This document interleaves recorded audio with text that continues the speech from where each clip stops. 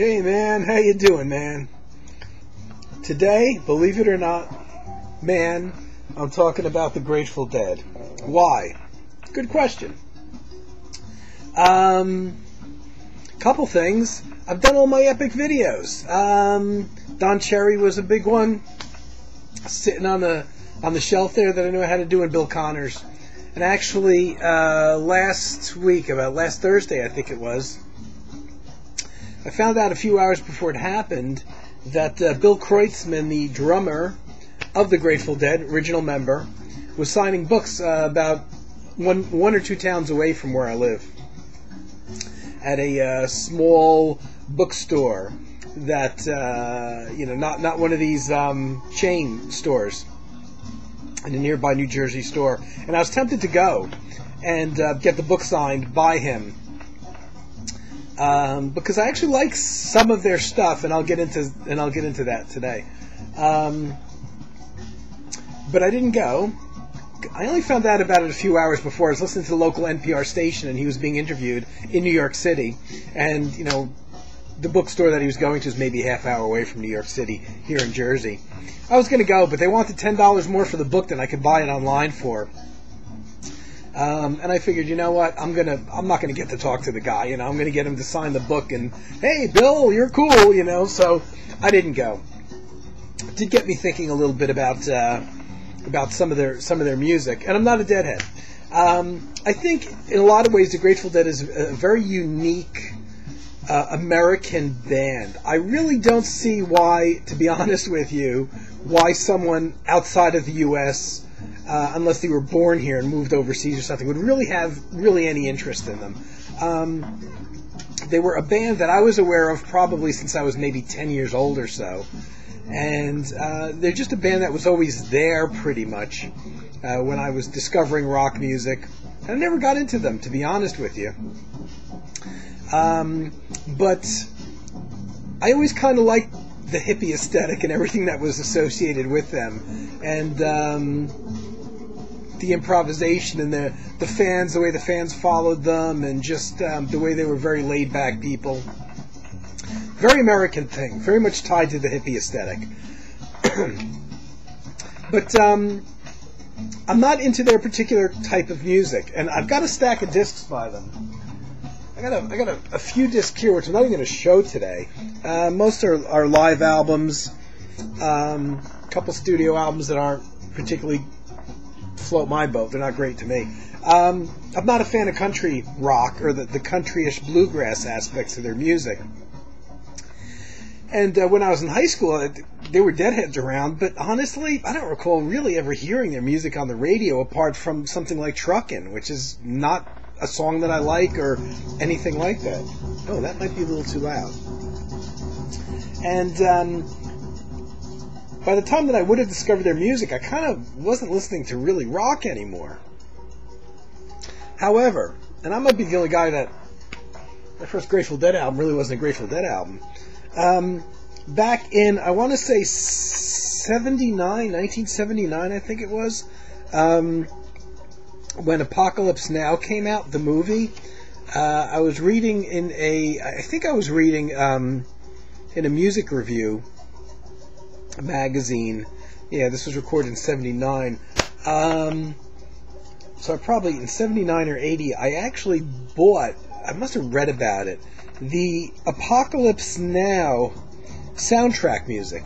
Now, I know the subject of Apocalypse Now, and it's a movie I've never watched.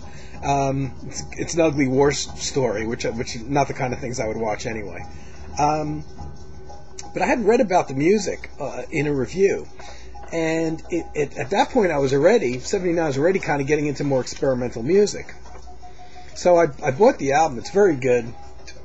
Playing in the background, dare I say it.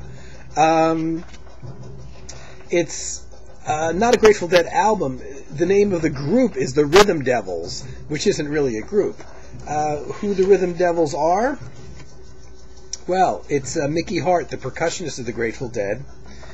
And a bunch of people I know, including Erdo Morera. And three guys, Erdo, Mickey Hart, and a guy named Michael Hinton, who I'm not familiar with, wrote all the music on this album. but it's performed by a whole bunch of other people, including Airdo, Mickey Hart, Bill Kreutzmann, who is the drummer for the Grateful Dead, and Phil Lesh, who is the bass player for the Grateful Dead. So kind of interesting. I might be the only guy in the world that the first time I pick up something where Phil Lesh and Mickey Hart and Bill Kreutzmann are playing on is the Apocalypse Now.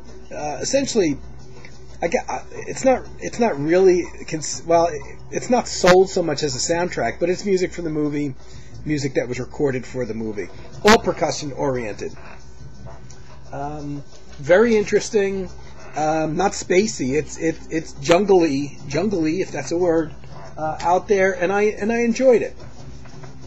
Didn't pursue anything any further because they didn't really come out with any more records, and it didn't cause me really to jump into the Dead stuff.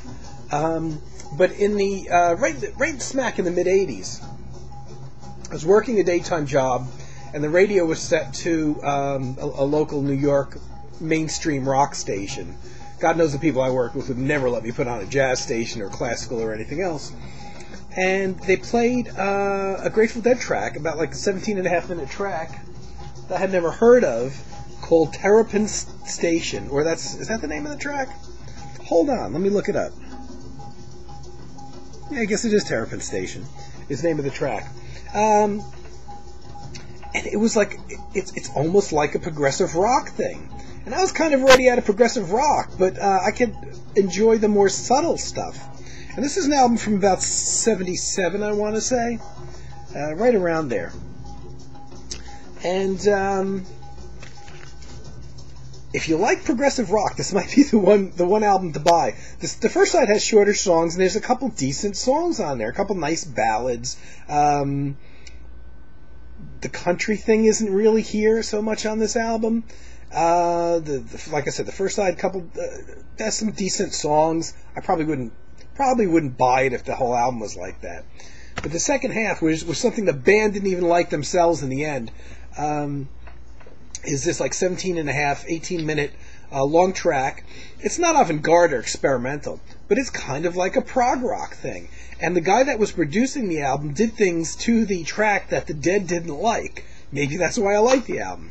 He added strings and a choir to it, so it kind of got, in the words of the Dead, kind of got pompous, you know. Though they played the track live, they tended to leave out the second part, which had more instrumental stuff, some really nice instrumental sections, and the second half, which also had the added strings and choir, which the band didn't like. And I heard them play it live, but they wouldn't play that second half. And the second half included things that were written by them, instrumental sections that were just a little, I don't know, I would say more demanding. But by the time they would get to the second half of the track live, they were just jamming off of the first half of the track. Really good track. Would I recommend the people who are going to watch my channel go buy it? Probably not, unless you're also a big prog fan and you like you can appreciate the mellower stuff. But again, there's no country-ish, bluegrassy stuff on here, even on the rest of the album. So it's not bad. Though there's still, you're probably questioning why I'm doing this at all. I'm getting to that. Blues for Allah, interesting album. Typical, I want to say this is 74-ish. Somewhere in there. You know, the dates aren't readily available on here. And it's kind of dark in this room. I can't read very well.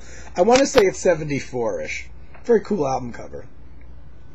This is more typical. It's got some country-ish elements on there. It's only 40 minutes, but 20 minutes of it are things that I don't think Dead fans actually like, to be honest with you.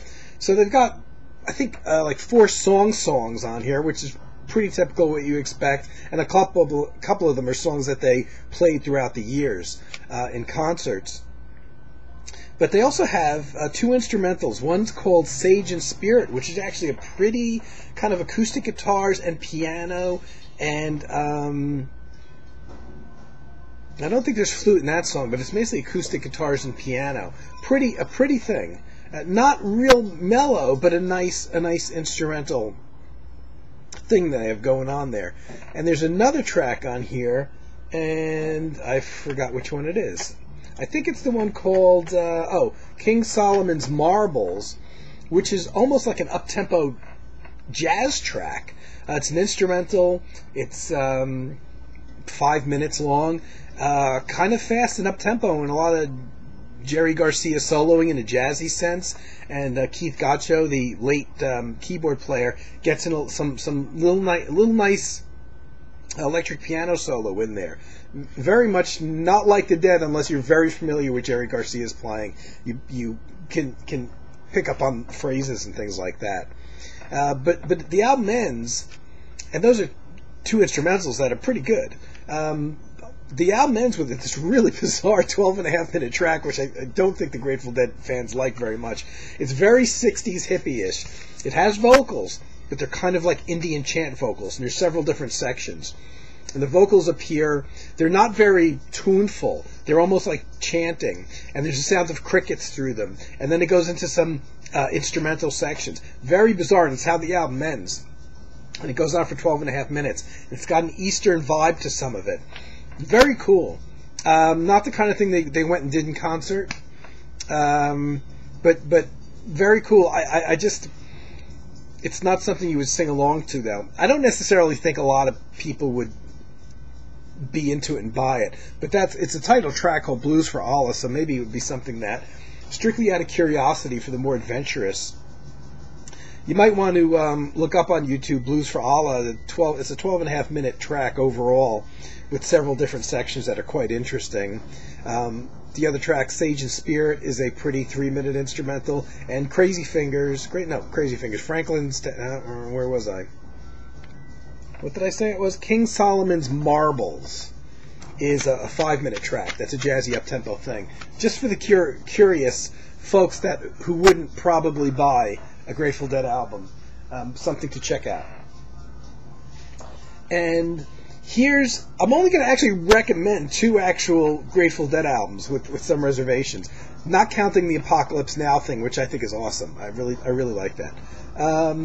But 2 albums, if you don't mind vocal music, and I don't listen to vocal music hardly ever, and I can't say that I give this a lot of spins in the last couple of years, but it's good. And to me, this is one of the great rock album covers of all time. I always like the cover.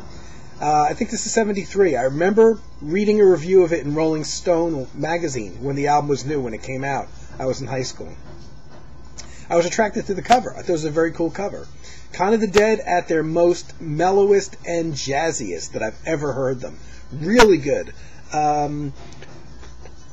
It's mostly vocal songs, obviously, but they do stretch out. It's very, very laid back, and oddly enough, the band thought it was a so-so album. From what I've heard of their earlier stuff and their later stuff, this is way better than a Grateful Dead so-so album. You have to be in the mood for 2 things, mellow and jazzy, and I don't think 95% of Grateful Dead fans are really into jazz. So I don't think they mind the mellow stuff, but they prefer the country rock stuff, or the bluegrass stuff, which isn't on here. And there's a lot of ballads, but they're pretty. They're well written. There's nice, really tasteful playing, and there's a jazzy vibe that I'd never heard on any of their other albums that kind of permeates through the whole thing. And maybe it's just the sound, the way that Garcia uses a very clean electric tone over the rest of the band. Not really blues in here, not that bluegrass or country stuff. But of course, most of these songs are vocals. There's none of that weird chanting stuff like it was on Blues for Allah, which came out, I think, a year later. But overall, I would say this is their best album. There's not a bad track on here. And Bob Weir, the rhythm guitarist, lead vocalist, probably my favorite thing that he ever wrote on here, oddly enough, called Weather Report Suite.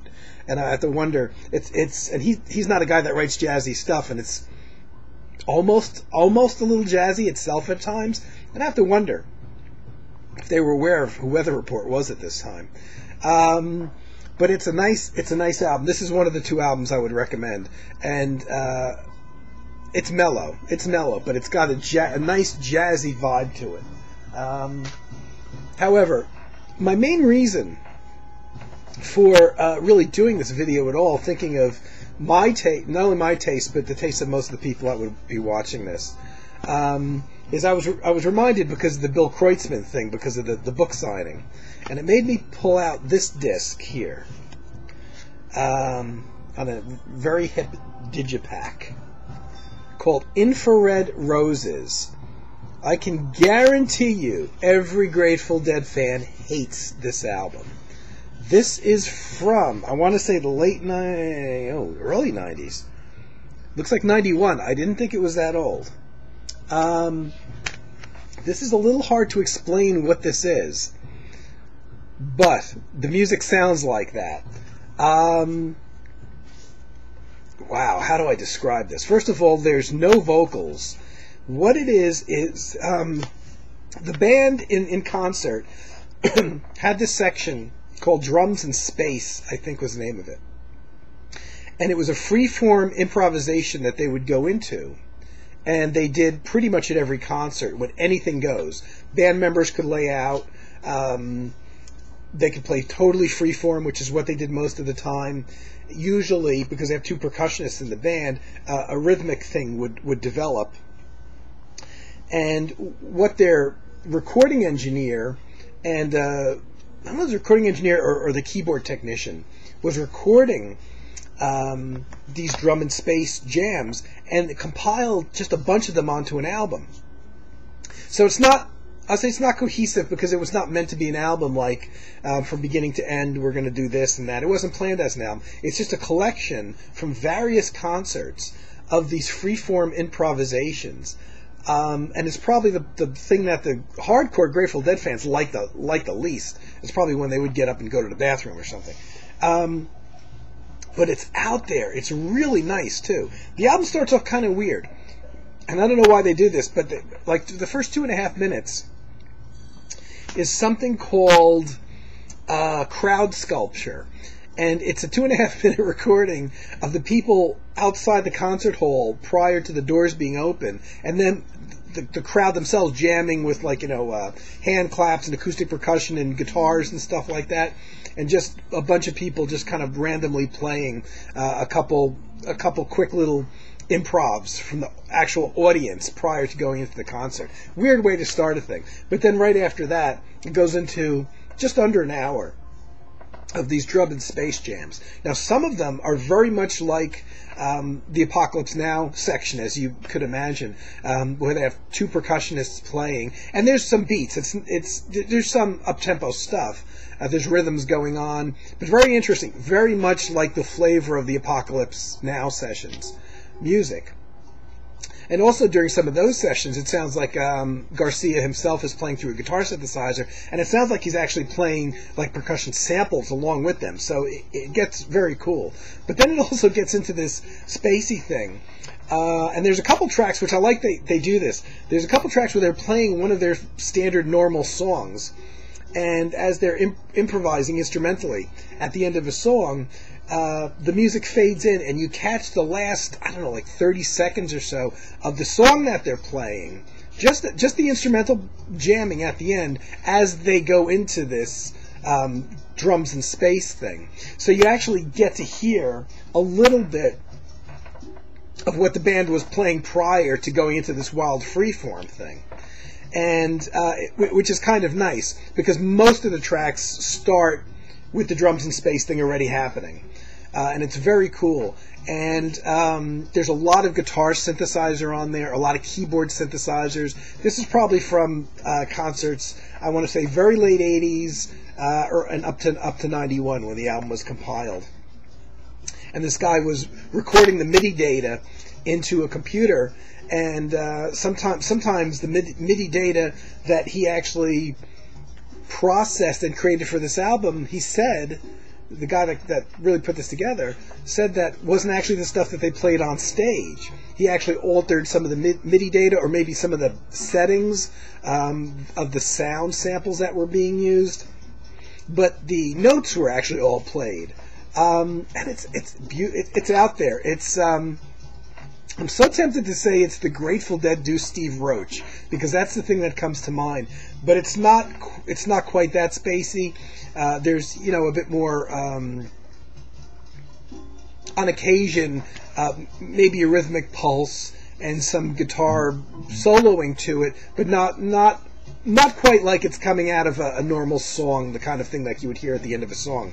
But there's some very spacey, abstract, electronic, out there stuff. And I can guarantee, if I played anything except for those tracks that fade in where you hear that little end clip of the song that they're coming off of, which is, I think, only on maybe like 2 of the tracks.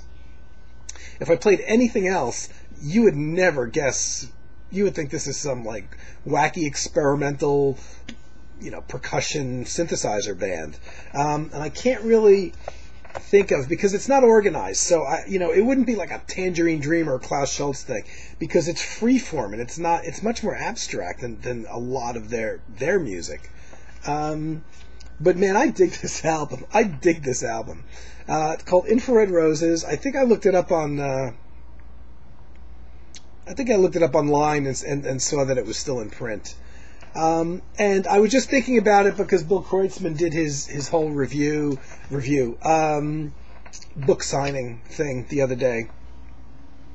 And I thought, wow, it made me pull out Infrared Roses, give it another listen, and thought, wow, those people really dig the more adventurous early Tangerine Dream stuff. If you like early Tangerine Dream, when they were, like the first album, the first 2 albums even, Zeit, for instance, Electronic Meditation,